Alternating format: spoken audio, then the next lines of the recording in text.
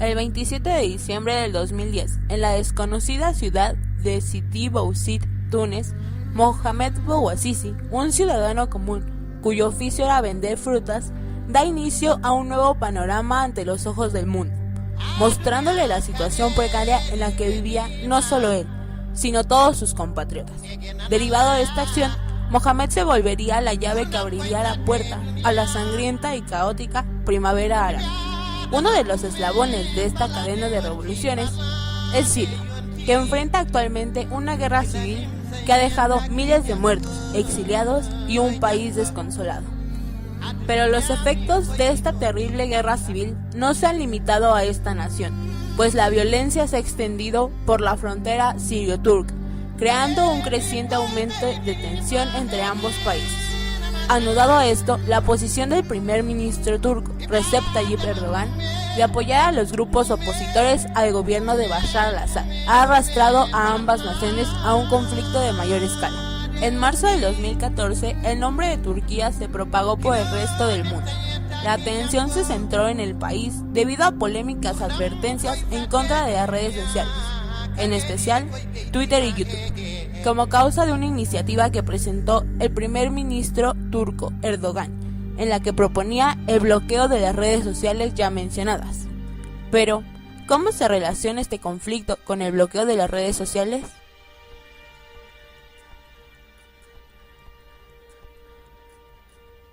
Mohamed Bouazizi, de 26 años, harto de la situación llena de miseria y escasez que tenía que enfrentar día a día, decidió manifestarse en contra del gobierno tunecino, autoinmolándose frente a la mirada aterrorizada de dos miembros de las fuerzas policíacas. 18 días después, Mohamed falleció en el hospital de Sfax en la ciudad de Sidi Bouzid, sin ser consciente de las inmensas repercusiones que traería su acto. Dentro de estas está la revolución que estalló en Túnez, misma que derribó la dictadura de Zine El Abidine Ben Ali. El éxito del pueblo se logró en menos de 2 meses, y fue este el que desató el fuego que se extendería por todo Medio Oriente, convocando a la gente de diversos países a levantarse y manifestar sus inconformidades ante las desigualdades que enfrentaban en cada uno de estos países. Egipto fue el siguiente en la nueva línea de revoluciones desatada por Túnez, derrocando al antiguo presidente Hosni Mubarak. Sufriendo el mismo destino, el coronel Muammar Gaddafi fue destituido del poder libio después de haberlo poseído por 42 años. De igual forma, el presidente de Yemen fue retirado. Inspirado por los triunfos suscitados en estos países, el pueblo sirio se levantó en armas.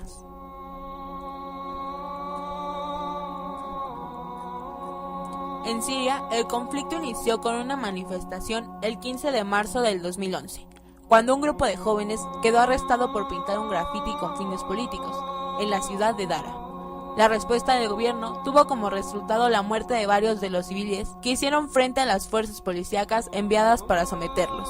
Ante esta situación, el pueblo inconforme pedía al presidente Bashar al-Assad dejar su puesto. Ante las protestas de su pueblo, al-Assad prometió cambios, entre los que estaba levantar el estado de emergencia que había en el país desde 48 años atrás, mismo que consistía en permitir que cualquier civil fuera arrestado por tiempo indefinido sin la necesidad de cargos.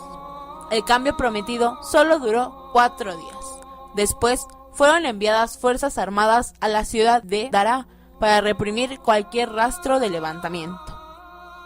La represión dio paso a la creación de un grupo de rebeldes, que si bien durante 6 meses se mantuvo desarmado, a finales del 2011 comenzó a gestar dentro una milicia compuesta de soldados que habían dejado las filas para unirse al nuevo grupo opositor.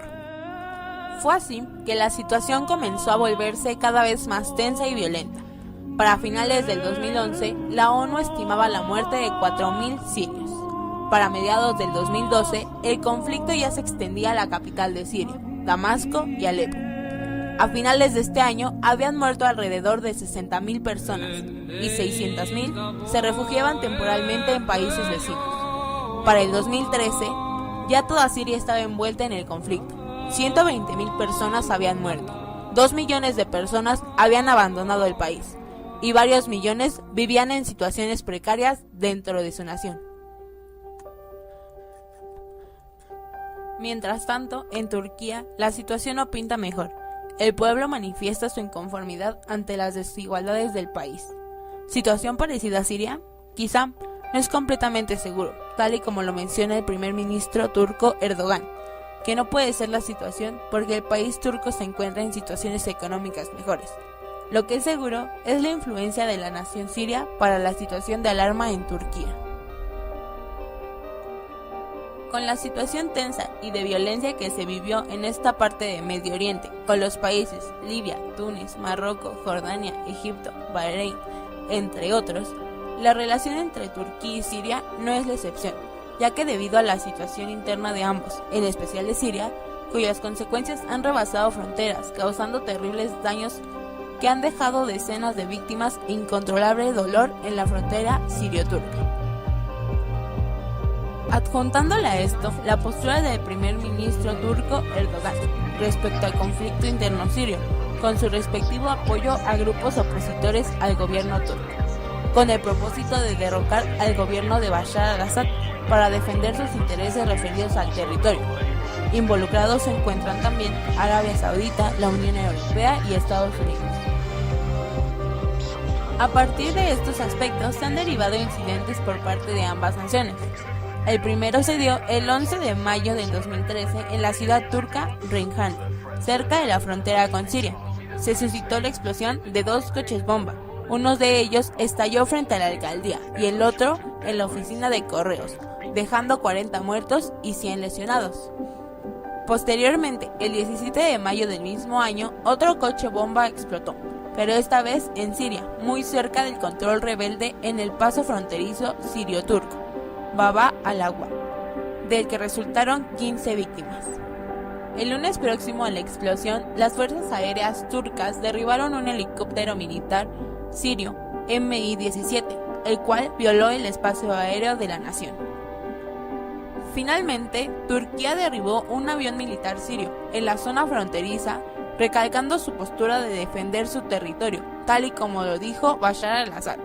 ¿Por qué lo hemos hecho? Porque si usted viola mi espacio aéreo, nuestra bofetada después será dura.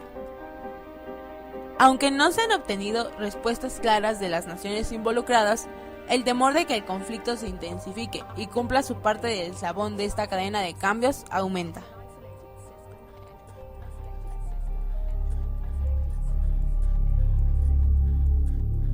Dentro de este contexto, partiendo del conflicto interno sirio hasta la problemática que hay entre este y Turquía, se desarrolla el tema principal, la prohibición de las redes sociales en la República Turca. Todo comienza cuando un grupo de personas se manifestó en contra de los planes que se tenían de remover el Parque Genci, único pulmón de Estambul, para poder construir un centro comercial. Ante esta problemática, el gobernante de Estambul, Kadir Topbaş, decidió detener la destrucción del parque, aclarando que este plan no se relacionaba con la construcción de ningún centro comercial.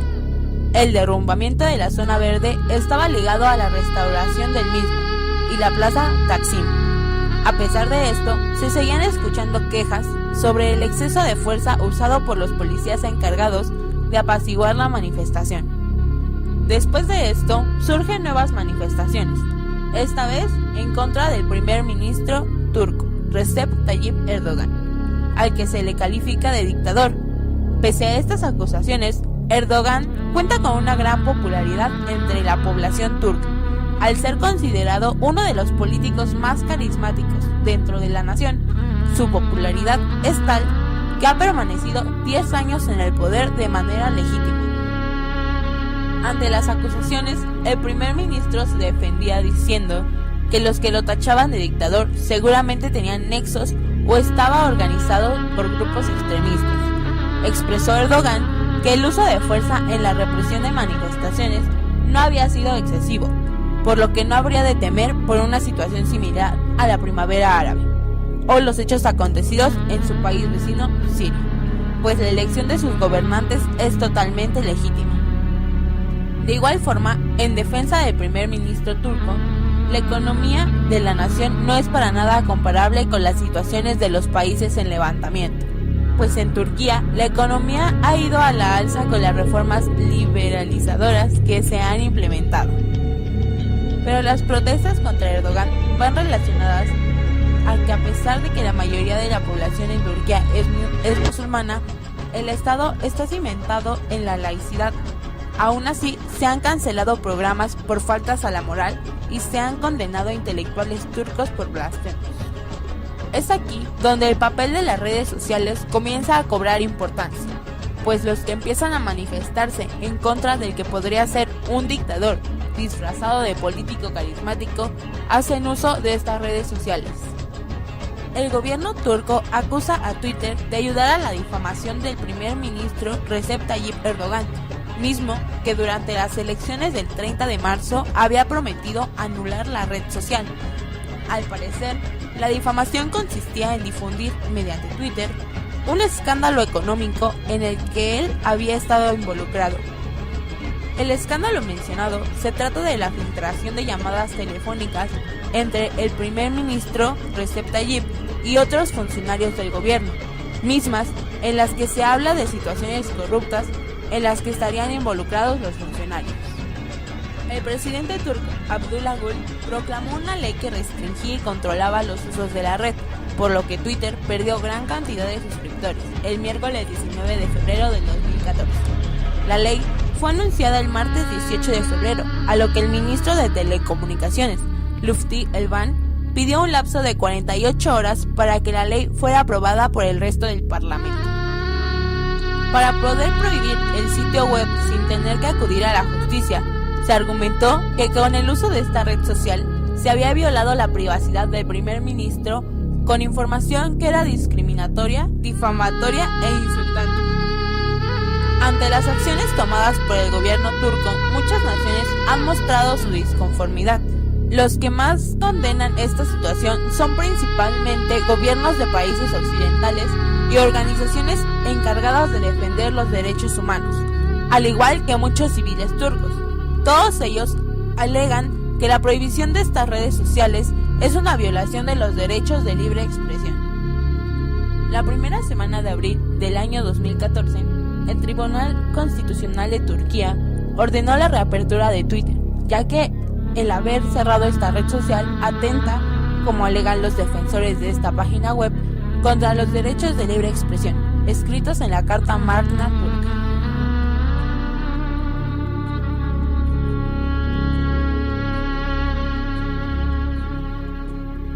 Ante un creciente temor de que la situación en Turquía empeore, las acciones tomadas por el gobierno de Erdogan han causado más que una medida silenciosa, una alarma para un pueblo que podría estar sometido, pues la libre expresión en las redes sociales es un factor importante, porque a través de estas se logra una gran expansión de la información.